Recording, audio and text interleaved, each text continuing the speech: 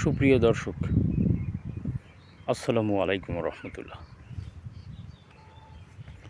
আপনাদেরকে প্রতিবারের মতো আমাদের খামার বাড়িতে স্বাগত জানাচ্ছি, যেখানে আপনারা দেখতে পাচ্ছেন আমাদের কাটিংয়ের যে ঘাস গরুর ফার্মের জন্য যেটা করা, তো সেগুলো মাশাআল্লাহ বড় হয়ে উঠেছে। তার ভিতরে থাকা ডাঁটা শাক, অন্যান্য ফল ফসল বড় দেখা যাচ্ছে।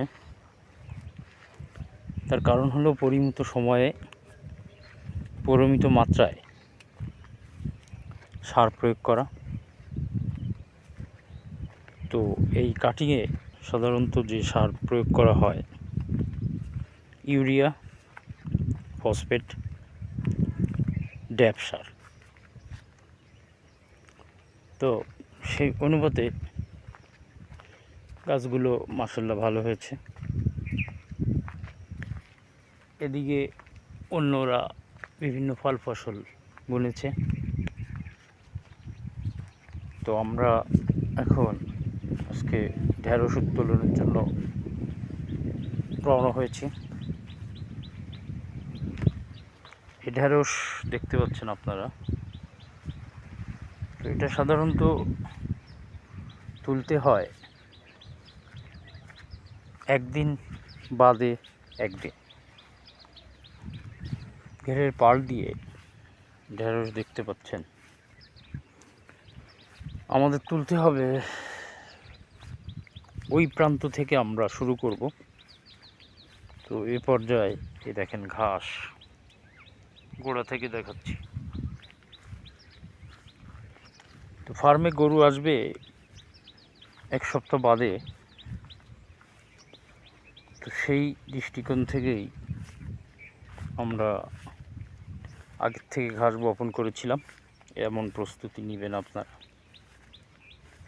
যাতে করে গরু আসার সাথে সাথে আপনারা গরুকে খাবারের যোগান দিতে পারেন।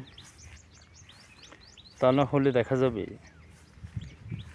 শুধু খড় কুটো দিয়ে একটা গরু পালন করা কঠিন হয়ে যাবে। আর দানাদার খাবারের যে দাম, তাতে 200-250 টাকা মিনিমাম দানাদার খাবার পার ডে আপনার খরচ করতে হবে। তো ভিউয়ার্স,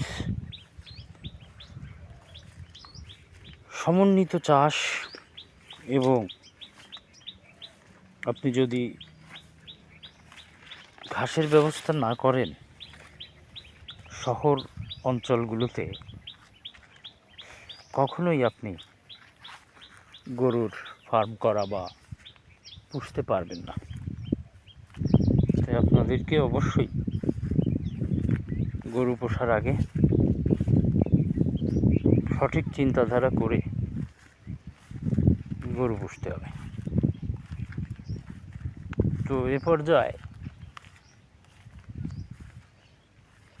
আমরা প্রায় আমাদের গন্তব্যের কাছাকাছি এসে গেছি,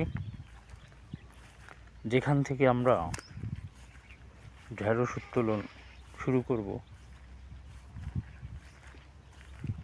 সে জায়গাটা এই যে আপনারা দেখতে পাচ্ছেন।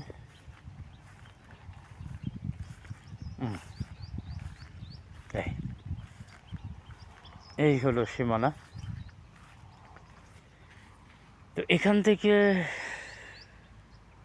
আমরা ঢেঁড়সের উত্তোলন শুরু করছি ইনশাল্লাহ।